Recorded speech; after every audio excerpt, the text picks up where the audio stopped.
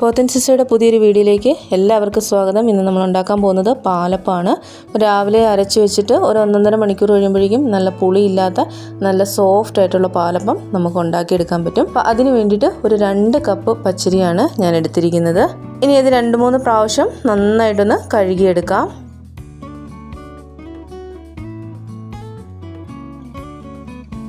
അരി നന്നായിട്ട് കഴുകിയെടുത്തിട്ടുണ്ട്. ഇനി അതിലേക്ക് 1 കപ്പ് തേങ്ങ ചിരകിയതാണ് ചേർത്ത് കൊടുക്കുന്നത്. ഇനി ഒരു 1/2 കപ്പ് അവലും കൂടെ ചേർത്ത് കൊടുക്കാം. അവലിന് പകരം ചോറ് ചേർത്ത് കൊടുത്താലും മതി. ഇനി 1 ടീസ്പൂൺ പഞ്ചസാരയും 1 ടീസ്പൂൺ ഇൻസ്റ്റൻറ്റ് ഈസ്റ്റും കൂടെ ചേർത്ത് കൊടുക്കാം.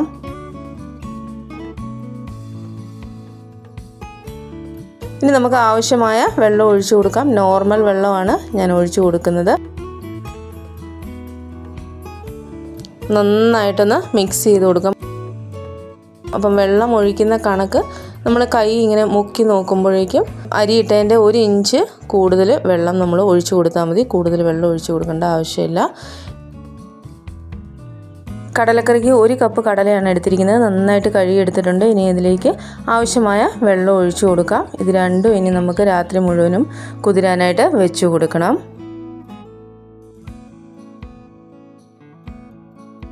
നമ്മൾ രാവിലെ നോക്കുമ്പോഴേക്കും അരിയൊക്കെ നന്നായിട്ട് കുതിർന്ന് അതുപോലെ തന്നെ ഈസ്റ്റൊക്കെ നന്നായിട്ട് ഫെർമെൻ്റ് ആയിട്ടാണ് ഇരിക്കുന്നത്.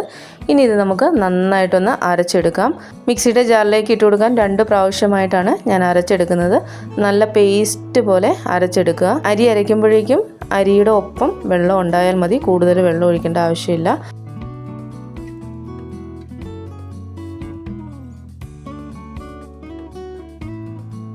ഇനി 2ാമത്തെ പ്രാവശ്യം അരയ്ക്കുമ്പോഴേക്കും അതിലേക്ക് 1/2 ടീസ്പൂൺ ജീരകവും 2 ഏലക്കയും കൂടെ ചേർത്ത് കൊടുക്കുന്നുണ്ട്. നിങ്ങൾക്ക് അതിൻ്റെ ടേസ്റ്റ് ഇഷ്ടമാണെങ്കിൽ മാത്രം ചേർത്ത് കൊടുത്താൽ മതി. നന്നായിട്ട് അരച്ചെടുത്തിട്ടുണ്ട്. നമ്മളിതൊന്ന് ഇളക്കി നോക്കിയതിന് ശേഷം ആവശ്യമുണ്ടെങ്കിൽ മാത്രം വെള്ളം ഒഴിച്ച് കൊടുത്താൽ മതി. ഞാൻ മിക്സിയുടെ ജാറ് കുറച്ച് വെള്ളം ഒഴിച്ച് കഴുകി ഒന്ന് ഒഴിക്കുന്നുണ്ട്. ദോശമാവിനേക്കാളും കുറച്ചും കൂടെ ലൂസാണ്. നമ്മൾ തവിയിട്ട് ഇളക്കുമ്പോഴേക്കും നല്ല സ്മൂത്തായിട്ട് തവി നമുക്ക് ഇളക്കാൻ പറ്റണം. അതാണ് അതിൻ്റെ പാകം. അപ്പം കുറച്ചും കൂടെ വെള്ളം ഞാൻ ചേർത്ത് കൊടുക്കുന്നുണ്ട്.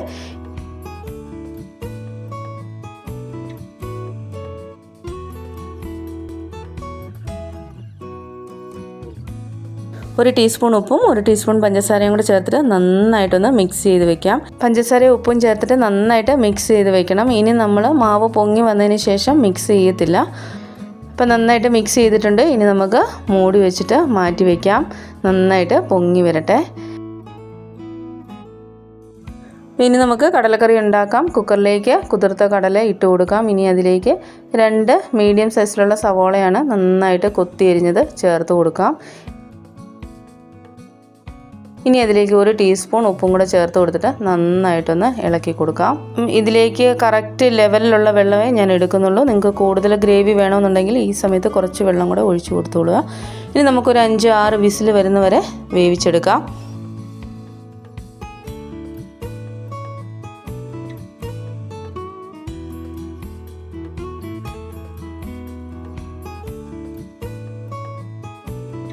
ഇനി കടലയൊക്കെ നന്നായിട്ട് വെന്ത് വന്നിട്ടുണ്ട്. ഇനി നമുക്കതിന് വേണ്ടിയിട്ടുള്ള മസാല എടുക്കാം. ഒരു 1/4 ടീസ്പൂൺ മഞ്ഞൾപ്പൊടിയും 1/2 ടീസ്പൂണോളം ഗരം മസാലപ്പൊടിയും 1/4 ടീസ്പൂൺ പെരിഞ്ജീരകം പൊടിച്ചതും. ഇപ്പോൾ 1 ടീസ്പൂൺ മുളക് പൊടിയാണ് എടുത്തിരിക്കുന്നത്. നല്ല എരിവുള്ള മുളക് പൊടി ആയതുകൊണ്ടാണ് ഞാൻ കുറച്ചെടുത്തിരിക്കുന്നത്. ഇനി ഒരു 2 ടീസ്പൂൺ മല്ലിപ്പൊടിയും കൂടെ ചേർത്ത് കൊടുക്കാം. ഇനി അതിലേക്ക് കുറച്ച് വെള്ളം ഒഴിച്ചു കൊടുത്തിട്ട് നമുക്ക് നന്നായിട്ടൊന്ന് മിക്സ് ചെയ്ത് നല്ലൊരു പേസ്റ്റ് പോലെ ആക്കി വയ്ക്കാം. നമ്മൾ ഏത് കറി ഉണ്ടാക്കുന്നതിന് മുമ്പേ ഇങ്ങനെ മസാലയൊന്ന് മിക്സ് ചെയ്തിട്ട് ഉപയോഗിക്കുകയാണെങ്കിൽ കറിക്കൊക്കെ നല്ല ടേസ്റ്റ് ആയിരിക്കും. ഒരു പാൻ വെച്ചിട്ടുണ്ട്. അതിലേക്ക് ഒരു 2 ടേബിൾ സ്പൂൺ എണ്ണ ഒഴിച്ചു കൊടുക്കാം. ഇതിലേക്ക് നമുക്കൊന്ന് കടുക് പൊട്ടിച്ചു കൊടുക്കാം.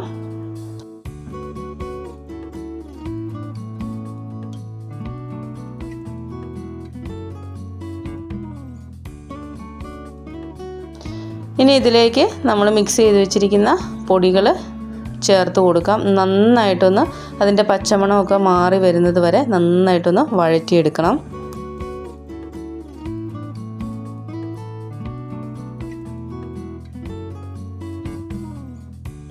പാത്രം കഴുകിയിട്ട് കുറച്ച് വെള്ളം കൂടെ ഒഴിച്ചു കൊടുത്തിട്ട് ഇനി നമുക്കൊന്ന് അടച്ച് വെച്ചിട്ട് അത് എണ്ണ തെളിയുന്ന വരെ നമുക്കൊന്ന് വഴറ്റിയെടുക്കാം.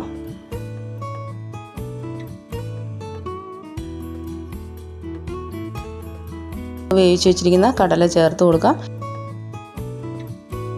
നന്നായിട്ട് മിക്സ് ചെയ്ത് കൊടുക്കുക. ഇപ്പോൾ ആവശ്യത്തിന് ഉപ്പ് ചേർത്ത് കൊടുക്കുക. ഒരു മീഡിയം ഫ്ലെയിമിലിട്ടിട്ട് നമുക്ക് നന്നായിട്ടൊന്ന് ചാറൊക്കെ കുറുകി വരുന്നത് വരെ വേവിച്ചെടുക്കാം.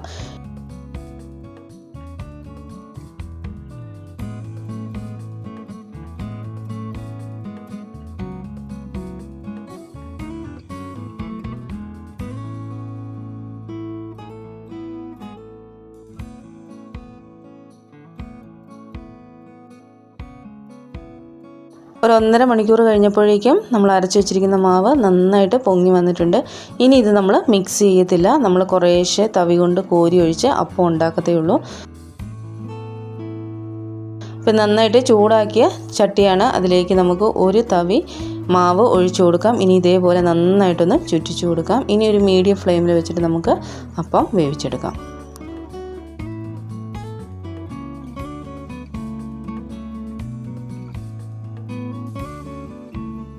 അപ്പം നമ്മൾ ഉണ്ടാക്കിയതിന് ശേഷം ഓരോന്നും മുകളിലായിട്ട് വെച്ച് കൊടുക്കരുത്. ഇതേപോലെ ഒന്ന് മാറ്റി വെച്ച് ഒന്ന് തണുത്തതിന് ശേഷം പ്ലേറ്റിലോട്ട് മാറ്റി കൊടുക്കുക. ഇല്ലെങ്കിൽ നമ്മൾ ഓരോന്നും ഉണ്ടാക്കി അതിന് മുകളിലായിട്ട് വെച്ച് കൊടുത്തു കഴിഞ്ഞാൽ അപ്പം എല്ലാം കൂടെ ഒട്ടിപ്പിടിക്കും. അതേപോലെ തന്നെ അപ്പച്ചട്ടി ഇല്ലെങ്കിൽ നമുക്ക് വീട്ടിൽ സ്ഥിരം ഉപയോഗിക്കുന്ന ഒരു ചീനിച്ചട്ടിയിൽ നമുക്ക് അപ്പം ഉണ്ടാക്കിയെടുക്കാൻ പറ്റും. ഇത് പിന്നെ ചുറ്റിക്കുമ്പോഴേക്കും നമുക്ക് 2 കയ്യിലും തുണി പിടിച്ചിട്ടേ നമുക്കൊന്ന് ചുറ്റിച്ചെടുക്കാൻ പറ്റത്തുള്ളൂ. അപ്പം നല്ലൊരു റെസിപ്പിയാണ്. എല്ലാവരും ഒന്ന് ട്രൈ ചെയ്ത് നോക്കാം. അടുത്തൊരു വീഡിയോ ആയിട്ട് കാണുന്നവരെല്ലാവർക്കും ബൈ ബൈ.